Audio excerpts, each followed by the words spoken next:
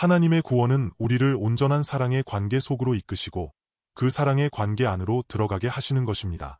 사람은 타락한 후 참된 생명을 잃어버렸습니다. 참된 생명이란 곧 참된 관계이며 참된 관계란 바로 참된 사랑입니다. 그러나 타락하여 이 세상에 떨어진 사람은 사탄의 거짓말에 속아 죄와 사망의 권세 아래 살게 되었습니다. 그 상태의 사람은 자기중심적이고 이기적이며 자기 연민과 자기 사랑에 빠져 있습니다. 또한 끊임없이 자기를 보호하려 합니다. 이러한 상태에서는 진정한 안정감도 만족도 누릴 수 없습니다. 자신을 열어놓지 못하고 진정한 사랑의 관계 안에 자신을 두지 못하기 때문입니다. 그래서 사람은 만족함이 없이 계속해서 사랑을 갈구합니다. 나를 이해해주고 받아주고 사랑해주기를 원합니다. 더 나아가 칭찬받고 높임받고 인정받기를 갈망합니다. 스스로에게 안정감과 만족이 없기 때문입니다. 사람은 이러한 사랑을 찾아 헤매왔습니다. 너나 할 것 없이 서로가 다 그렇기에 그 누구도 진정으로 채워줄 수 없습니다. 참된 사랑, 참된 관계, 참된 생명을 잃어버렸기 때문입니다. 그러나 하나님 자신이 바로 참된 사랑이며 참된 관계요 참된 생명이십니다. 하나님은 친히 이러한 생명과 관계와 사랑으로 우리를 구원하십니다. 하나님은 이 참된 관계와 생명과 사랑을 하나님 아버지와 하나님의 아들의 관계를 통해 우리에게 명백히 나타내 보이셨습니다. 우리를 그러한 생명과 관계로 인도하시어 그 생명을 사모하게 하셨습니다. 그리고 믿는 자들, 곧 그를 영접하는 자들에게 이 생명과 사랑을 주십니다. 이것이 구원이며 이 외에 다른 구원은 없습니다. 오늘 우리는 히브리서 6장 9절에서 12절의 말씀을 통해 다시 확인하고자 합니다. 사랑하는 자들아 우리가 이같이 말하나 너희에게는 이보다 더 좋은 것 곧 구원에 속한 것이 있음을 확신하노라. 하나님은 불의하지 아니하사 너희의 행위와 그의 이름을 위하여 나타낸 사랑으로 이미 성도를 섬긴 것과 이제도 섬기고 있는 것을 잊어버리지 아니하시느니라. 우리가 간절히 원하는 것은 너희 각 사람이 동일한 부지런함을 나타내어 끝까지 소망의 풍성함에 이르러 게으르지 아니하고 믿음과 오래 참음으로 말미암아 약속들을 기업으로 받는 자들을 본받는 자 되게 하려는 것이니라.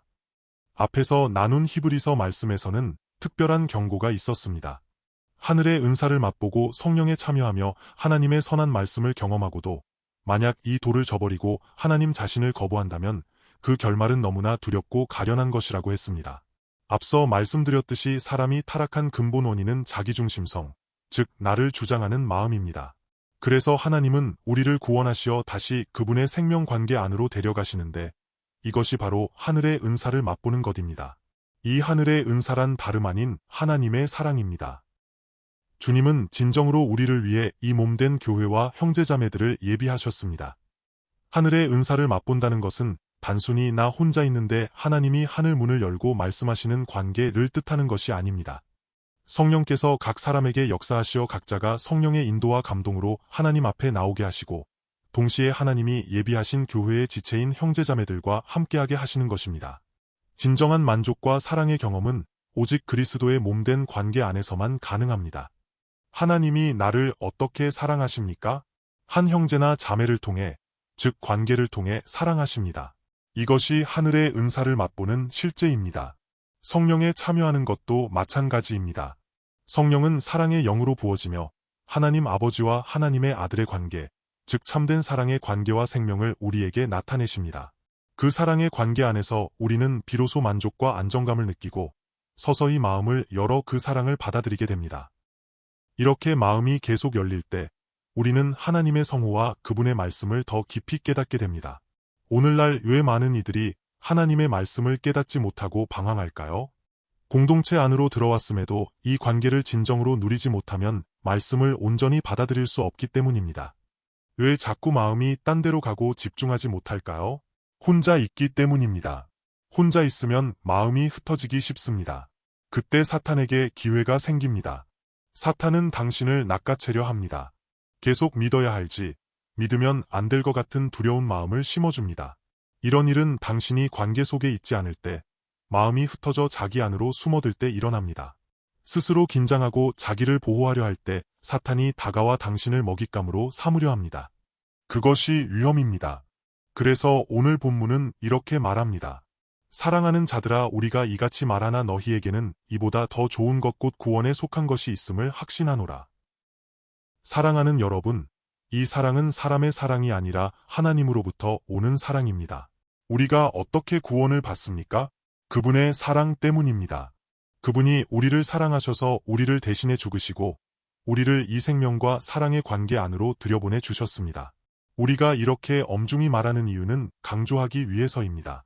우리가 어떻게 해야 사탄에게 물러가지 않고 타락하지 않으며 사탄에게 붙잡히지 않을 수 있는 것은 바로 이 사랑 안에, 이 관계 안에 거하는 것입니다. 그래서 본문은 너희의 행위를 확신한다고 강조합니다. 이 행위는 단순한 생각이 아닙니다. 이 행위는 생명에서 오며 내면 깊은 곳에서 나옵니다. 그 내면은 바로 우리 생명의 근원입니다. 곧 우리 생명 자체가 곧 관계이며 사랑입니다. 내가 이 생명을 가지고 사랑 안에 있을 때 비로소 진정한 행위가 나옵니다. 사랑으로부터 오는 진정한 안정감과 만족이 있을 때 비로소 그리스도인의 정상적인 행위가 나타나는 것입니다. 이보다 더 좋은 것 곧 구원에 속한 것이 있음을 확신하노라는 말씀은 곧 그리스도 도의 초보를 버리고 온전한 대로 나아가라는 것입니다.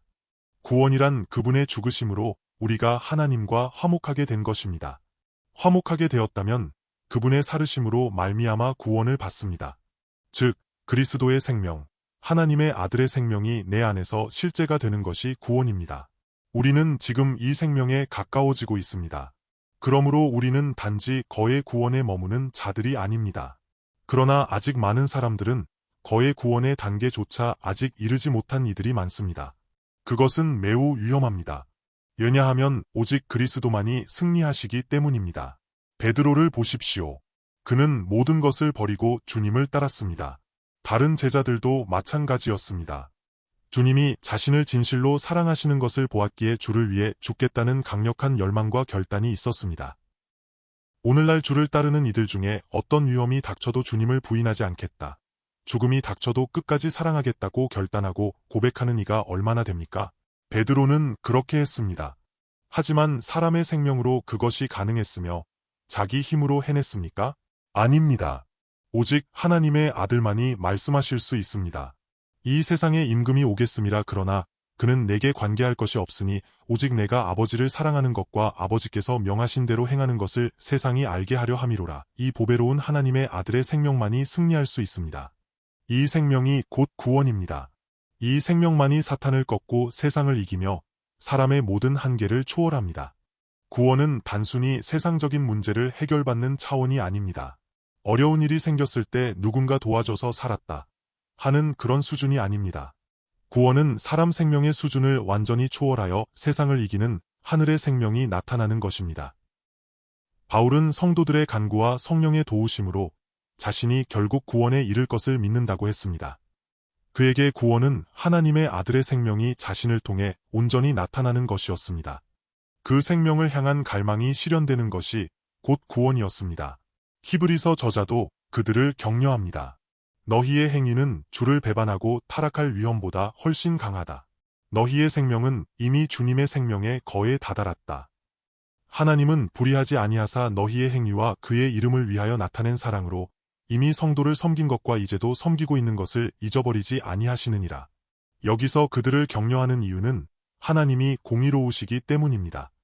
하나님은 그를 믿고 영접하는 자들을 통해 그분의 뜻이 나타나는 것을 기뻐하십니다. 그 공의란 오직 하나님의 아들의 생명입니다. 사람이 이 생명을 드러내며 사는 것입니다. 그러므로 당신이 행하는 일, 즉 하나님 아들의 생명을 살아내는 것은 단순히 관념적인 묵상이 아닙니다.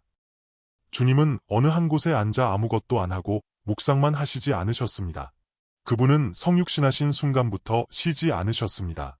새벽 미명에 광야로 나가 기도하셨고 제자들이 모두가 주님을 찾나이다라며 재촉할 때도 쉬지 않으셨습니다. 주님은 우리가 다른 가까운 마을들로 가자 거기서도 전도하리니 내가 이를 위하여 왔노라고 하셨습니다. 참으로 그분의 생명은 멈추지 않고 계속해서 일하는 생명이었습니다.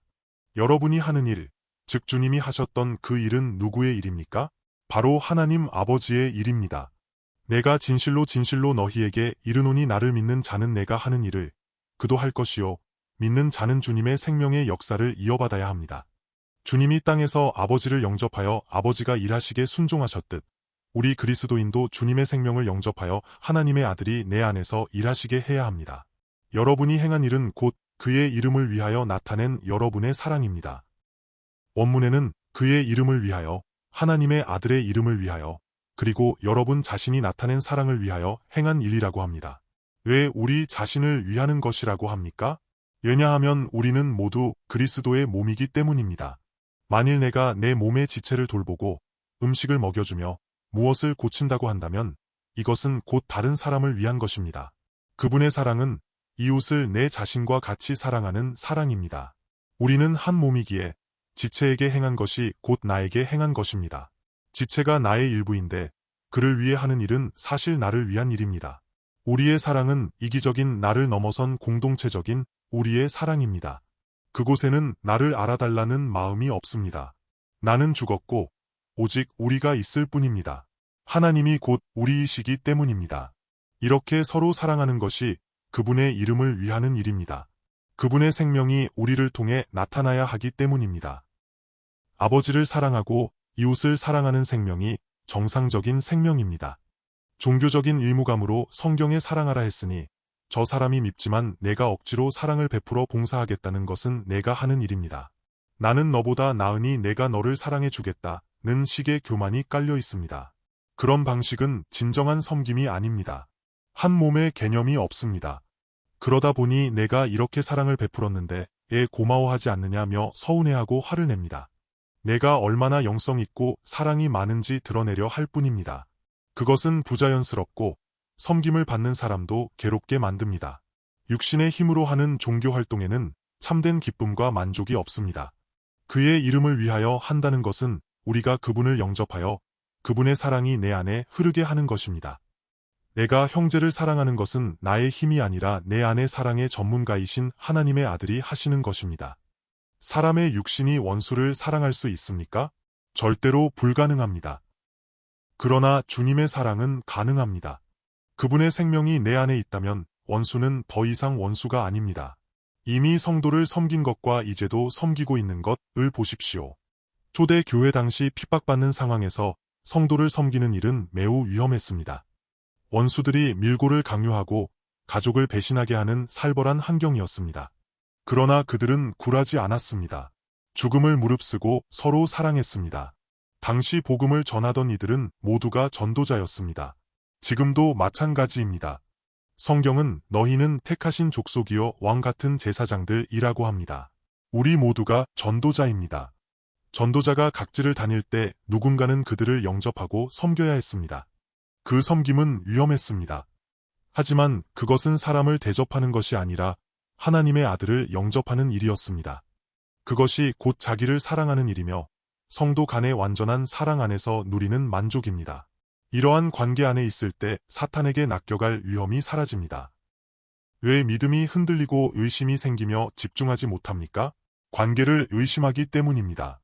지체를 의심하고 전도자를 원망하는 마음에서부터 사탄의 공격이 시작됩니다. 그래, 저 사람들은 문제가 있어 라고 부추기는 어둠의 소리를 따라 유다가 갔던 그 길로 가게 되는 것입니다. 몸에서 떨어져 나가면 반드시 죽습니다. 지체가 몸에 붙어 있지 않으면 위험합니다. 그리스도의 몸 안에서 충분히 누리지 못하고 사랑의 관계 속에 자신을 두지 않으며 그 생명을 살아내지 못하는 것 자체가 위험입니다. 섬김과 사랑 안에 거할 때 비로소 안전합니다. 그래서 저자는 격려합니다. 너희 각 사람이 동일한 부지런함을 나타내라. 여러분은 이제 어린아이가 아닙니다. 내가 예수 믿어 무엇을 얻을까? 고민하는 초보 단계에 머물지 마십시오. 온전한 대로 나아가야 합니다. 하나님의 아들의 생명은 비굴하지도 교만하지도 않습니다. 타인의 칭찬이나 인정에 목매지 않습니다. 주님을 보십시오. 얼마나 만족하고 자유로우셨습니까? 이 생명이 얼마나 좋습니까? 이 말씀을 묵상하며 눈물이 났습니다. 주님, 당신의 생명이 정말 너무나 아름답습니다. 주님의 숨결, 주님의 생각, 주님의 갈망, 주님의 기도, 주님의 언어, 그 겸손과 순종이 내 것이 되게 하소서. 이 생명이 바로 나의 구원입니다. 내게 이 생명을 주셨으니 오늘 내가 이 생명을 살겠습니다. 이것이 주님의 사랑이며 구원입니다. 라며 기도했습니다. 주님은 우리를 사랑하셔서 이 생명을 주셨습니다. 그분의 숨결로 살게 하셨습니다. 주님이 사랑하시는 것을 사랑하고 주님이 미워하시는 것을 미워하며 주님이 기뻐하시는 것을 기뻐하는 삶, 그것이 오늘 우리가 누려야 할 구원입니다. 동일한 부지런함을 나타내어 라고 했습니다. 육신의 열심을 말하는 것이 아닙니다. 육신의 부지런함은 결국 당신을 교만과 패괴함으로 이끌 뿐입니다. 스스로 잘났다는 착각에 빠져 하나님을 멀리하고 사람들에게 상처를 줍니다. 오직 그분의 생명만을 갈망하고 그 생명을 살아내야 합니다. 주님이 공생애를 시작하시기 전 나사렛에서 목수로 일하실 때 어떠셨을까요? 남들이 어떻게 보든 묵묵히 동생들을 돌보며 그분의 일을 하셨습니다. 고요하고 만족하셨으며 안정감과 기쁨이 넘치는 사랑의 눈길로 사람들을 보셨을 것입니다. 날마다 아버지의 생명으로 숨쉬며 기도하셨습니다. 제자들과 함께 하실 때도, 자신을 반대하고 배신하는 자들을 대하실 때도 그분은 한결같으셨습니다. 주님의 생애를 깊이 묵상해 보십시오. 성경 지식에 익숙한 것에 만족하지 말고 길을 걸을 때도 그분을 생각하십시오. 주님을 묵상하라는 것은 관념이 아니라 그분 자신을 만나는 것입니다. 그분은 하나님의 말씀 그 자체이십니다. 성육신하신 그분은 성경 전체가 증거하는 살아있는 말씀입니다. 주야로 그분을 묵상할 때 우리는 포도나무에 붙은 가지의 생명을 체득하게 됩니다. 이것이 곧 길이요 진리요 생명입니다. 그분을 묵상하고 갈망하며 아멘으로 화답하십시오. 그분의 생명을 연습하십시오. 그것이 진정한 부지런함입니다. 부지런함은 곧 받아들임이며 연습입니다. 절대로 당신 자신의 생명을 연습하지 마십시오. 나는 안 돼라고 절망하지 말고 계속 그분을 영접하십시오. 그분은 당신과 다릅니다. 당신의 변덕스러운 열정이나 얄팍한 사랑과 비교할 수 없습니다. 그분은 쉽게 상처받지도 긴장하지도 않으십니다. 매일 그분을 묵상하고 숨 쉴 때마다 그분의 생명을 받아들이십시오. 나는 주님의 생명으로 삽니다. 이 생명이 나의 구원이며 천국입니다. 이것이 성경이 말하는 부지런함입니다. 그럴 때 소망의 풍성함에 이르게 됩니다. 오직 그분의 생명만이 진정한 소망입니다.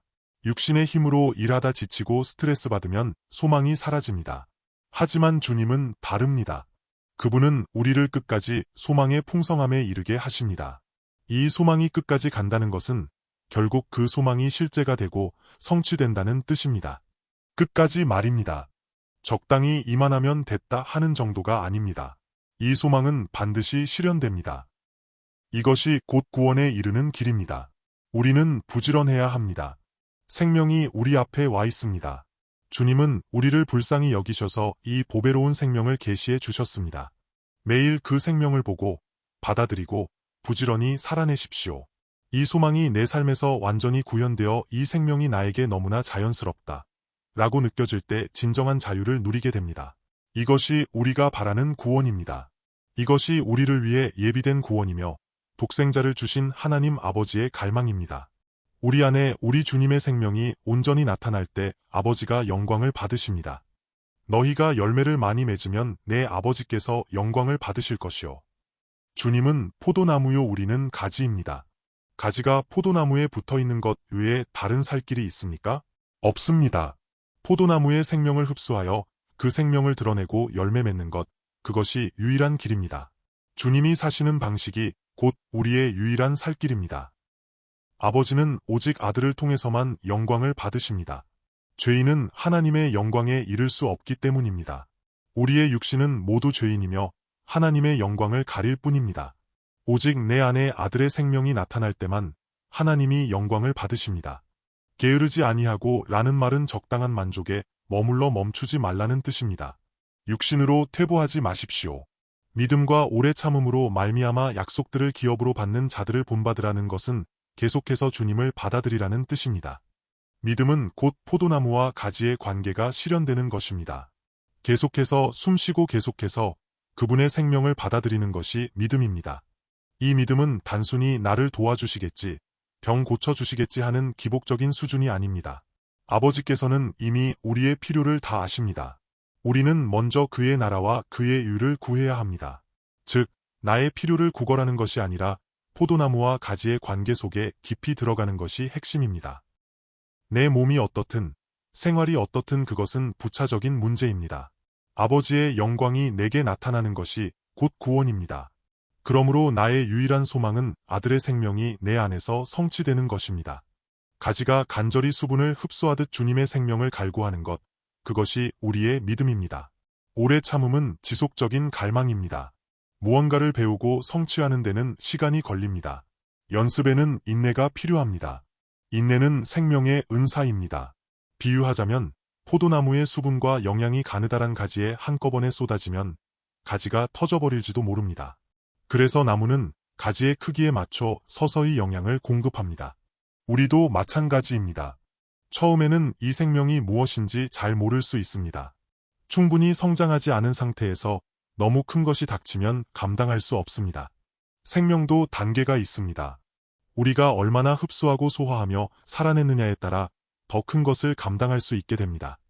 그래서 믿음과 오래 참음이 필요합니다. 주님의 목적은 결국 이 생명과 하나님 나라라는 기업을 우리에게 온전히 주시는 것입니다. 그러니 끊임없이 주님께 아멘하며 기뻐하십시오. 우리의 생명이 성장할수록 더 많은 것을 흡수하게 될 것입니다. 이것이 믿음과 인내로 약속을 상속받는 원리입니다. 이 약속은 곧 하나님 나라요, 하나님의 아들의 생명입니다. 골로새서 1장 12절을 보면 아들을 주신 아버지께 감사하라고 합니다. 우리로 하여금 빛 가운데서 성도의 기업의 부분을 얻기에 합당하게 하신 아버지께 감사하게 하시기를 원하노라. 이것은 몸된 교회 안에서 일어나는 일입니다. 빛 가운데서 함께 기업을 얻는 것입니다. 내가 너희를 주와 및 그 은혜의 말씀에 부탁하노니 그 말씀이 너희를 능히 든든히 세우사 거룩하게 하심을 입은 모든 자 가운데 기업이 있게 하시리라. 기업을 얻는 것은 혼자 하는 일이 아닙니다. 모든 성도와 함께 빛 가운데서 누리는 것입니다. 이렇게 될 때 어떤 핍박이나 세상 임금이 와도 우리를 흔들 수 없습니다. 2000년 교회 역사 속에서 참된 증인들은 주류 교회의 핍박 속에서도 그리스도 몸의 생명을 증거하기를 갈망했습니다. 하나님 나라의 복음이 그들 안에서 실제가 되었고 그들은 증인의 길을 걸었습니다. 하나님은 그들을 지키셨고 그들을 통해 복음이 오늘날 우리에게까지 전달되었습니다. 이 몸은 이미 세상을 이겼습니다. 개인이 아니라 그리스도의 몸된 교회가 승리한 것입니다. 어떤 환난이 와도 우리는 이미 이겼습니다. 우리가 하나님의 나라를 상속받았기 때문입니다. 주님이 우리를 택하시고 구원하셨습니다. 우리도 이제 구원에 아주 가까이 와 있습니다. 손에 잡힐 듯 명확해지고 있습니다. 우리 마음속에 이 생명이 느껴지기 시작했습니다. 형제자매들 안에서 역사하시는 주님의 일하심을 보며 큰 소망을 품게 됩니다. 소망의 풍성함이 실제가 되고 있습니다. 우리는 이 약속을 온전히 상속받을 것입니다. 이 마지막 때에 우리가 천국 복음의 진정한 증인이 되기를 소망합니다. 주님이 우리를 택하시고 이 보배로운 자리에 세우셨습니다. 함께 기도하겠습니다.